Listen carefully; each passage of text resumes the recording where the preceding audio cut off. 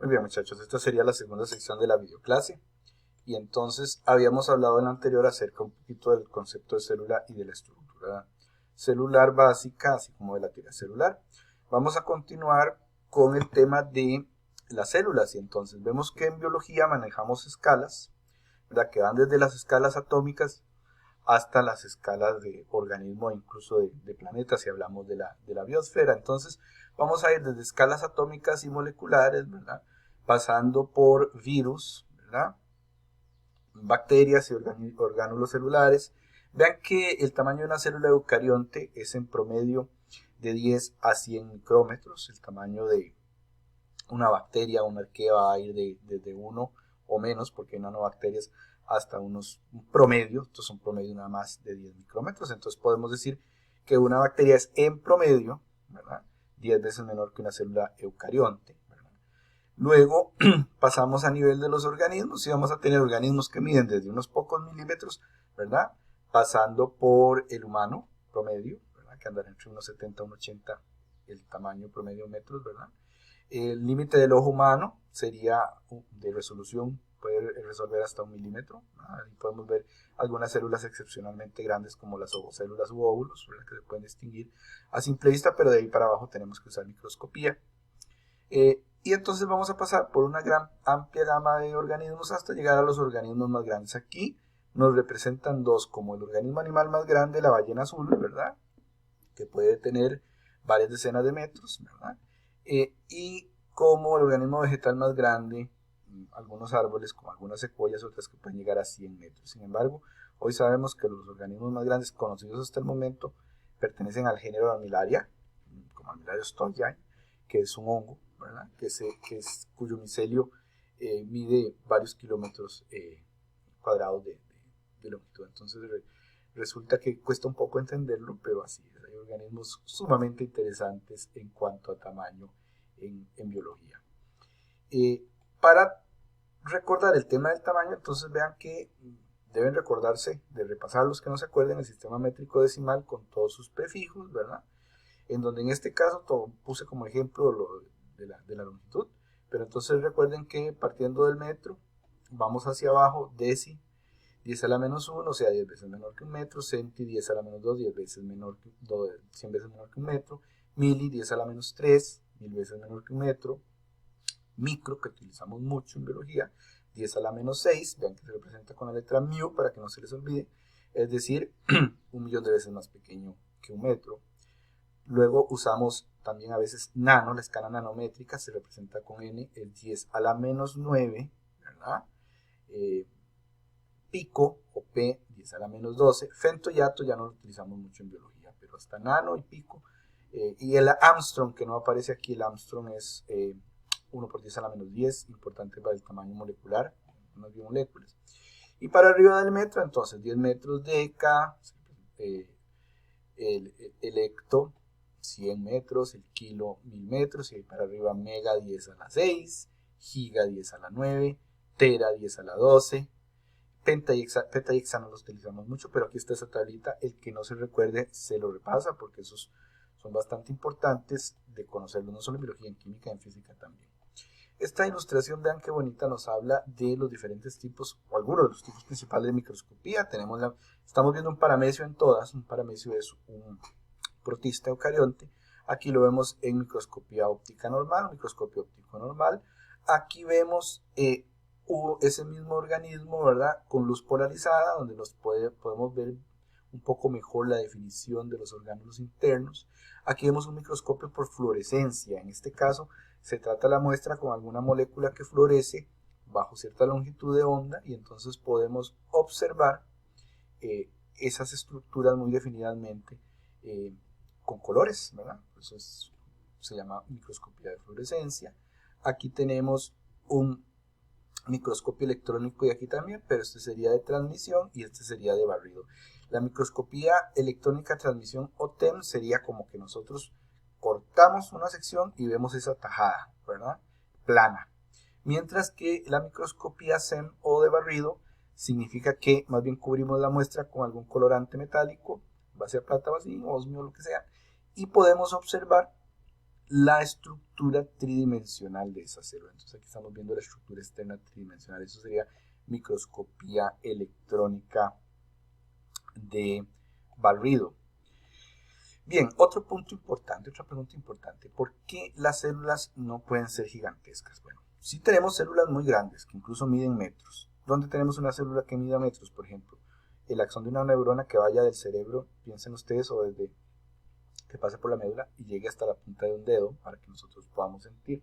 Bueno, ¿cuánto podrá medir? Por ahí de 1 metro o más, ¿verdad? Piensen en una célula neural que vaya del cerebro de una jirafa hasta la punta de una pata. ¿Cuántos metros puede medir? Bueno, sí, hay células gigantescas, pero aunque sean gigantescas a lo largo, esas células son microscópicamente delgadas. Todas las células de alguna u otra manera se mantienen en la escala microscópica. ¿Por qué una célula no se puede hacer gigantesca?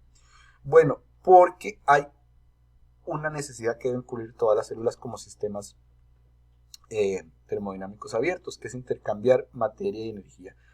¿Por dónde intercambian materia y energía? Por su superficie. Y recuerden que la superficie está cubierta por membrana celular. Entonces, entre más superficie de absorción o de intercambio tenga una célula, mejor va a ser ella para realizar esta función.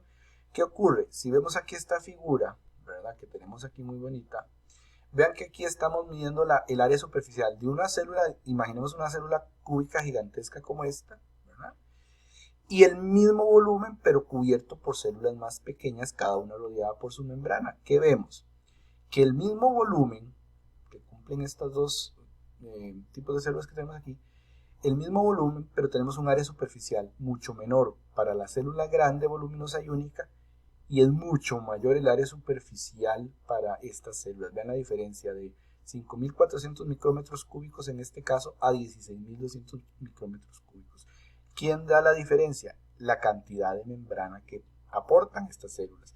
Entonces, como las células necesitan tener un buen radio, volumen, área superficial para poder absorber y generar sustancias de desecho también y liberarlas, entonces no pueden crecer hasta un tamaño ilimitado, ¿verdad? Entonces vemos que esa relación área-volumen, ¿verdad? Que va a producir un radio área-volumen. Vean que entre más grande es la célula,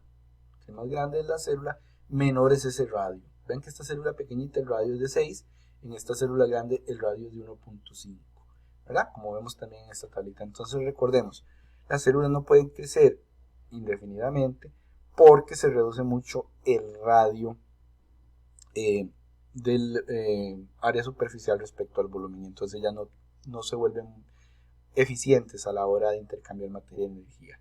Debido a esto, las células no crecen indefinidamente, ¿verdad? Bueno, repasemos un poco las características de las células procariontes y eucariontes. La diferencia principal radica en la presencia en las células eucariontes de una envoltura nuclear. Recuerden, la envoltura nuclear está constituida por dos membranas nucleares, una externa y una interna. Esa envoltura nuclear separa el material genético del citoplasma y por lo tanto decimos que hay un núcleo verdadero, y de ahí viene eus verdadero, carion, núcleo, una célula con núcleo verdadero. Que en el caso de las procariontes dijimos como las bacterias no tienen un núcleo, sino que lo vamos a llamar nucleoide porque no tiene una envoltura nuclear clara, ¿verdad? Que delimite el material genético. El primero que observó bacterias bajo un microscopio, células procariontes, y que es uno de los padres de la microbiología, fue este señor Anton van Leeuwenhoek, ¿verdad? Que él empezó a mejorar también los microscopios y empezó a recoger diferentes cosas. Recogía, por ejemplo, gotas de charcas, y aquí hay un dibujo original de Leeuwenhoek, ¿verdad? Donde él estaba dibujando lo que él veía, y a él lo llamó a estos pequeños organismos que vio por primera vez animáculos o infusorios. Hoy sabemos que los infusorios de Leeuwenhoek en realidad eran bacterias, es lo que estaba observando, eran bacterias. Dividimos la vida entonces en tres grandes grupos de organismos que llamamos dominios. Dos de estos dominios son procariontes, el dominium bacteria y el dominium archaea. Y un dominio es eucarionte, a ese lo llamamos dominium eucaria. Vean que la población original de células se llamó progenota. A partir de esta progenota llegamos a través de varios estadios a un LUCA. ¿Qué es un LUCA? Un Last Universal Common Ancestor, o último ancestro común universal de todos los seres vivos. A partir de ese LUCA se diferenció, dos ramas se diferenciaron, y una de esas ramas que se diferenció llegó a ser el dominio bacteria, donde tenemos grupos de bacterias muy importantes, como las bacterias verdes sulfurosas, las bacterias verdes no sulfurosas, las bacterias gram positivas, las proteobacterias, que son uno de los grupos más grandes, las cianobacterias, las flavobacterias, etc. Vean que del grupo de las proteobacterias también derivaron las bacterias que después por simbiosis se convirtieron en mitocondrias. Es decir, las mitocondrias pertenecen a este clado de acá, de las proteobacterias. La otra rama desde el LUCA siguió evolucionando y después se volvió a partir en dos. Una de esas ramas es el Dominium archaea o las arqueas, y la otra es el Dominium eukarya. Entonces, bioquímica, molecularmente hablando, las arqueas, estas que son extremófilas, son más cercanas a nosotros los eucariontes que las bacterias, ¿verdad? Aunque cueste asimilarlo, así es. Y de hecho hay estudios genéticos recientes que indican que más bien este sistema de 3 dominios podría cambiar en los próximos años a un sistema de solo 2 dominios, porque genética y bioquímicamente hablando lo que se está viendo es que los eucariontes venimos de un grupo de estas arqueas que son las loquiarquiotas. Entonces probablemente esto que les estoy explicando hoy de 3 dominios en unos años lo tengamos que alterar de acuerdo a las evidencias que vamos teniendo, porque eso es como trabaja la ciencia trabaja con base a evidencias, ¿verdad? No a suposiciones, sino a evidencias. Y dentro de estas arqueas tenemos las euriarquiotas, las crenarquiotas y las corarquiotas entre grupos principales, ¿verdad? Donde tenemos un montón de arqueas muy interesantes. Y finalmente la rama que siguió su evolución llegó acá a los eucariontes, los organismos que ya tienen una envoltura nuclear completa. Y ahí tenemos entonces desde los diplomonádidos, los microsporidios, los tricomonádidos, los flagelados, las entamoebas, los mohos plasmodiales del légamo y celulares del légamo, los animales, los hongos, las plantas y los ciliados. Vean que muchos de estos grupos, que son muy diversos y cada uno podría ser un reino, están metidos muchos de esos dentro de un reino artificial al que llamamos reino protista o protoctista, pero eso es un reino que realmente es artificioso en el contenido no representa la evolución, las relaciones evolutivas realmente como tales, pero bueno, eso se verá posteriormente cuando analicemos los temas de biodiversidad más adelante en el curso. Muy bien, continuamos en la siguiente sección de la videoclase.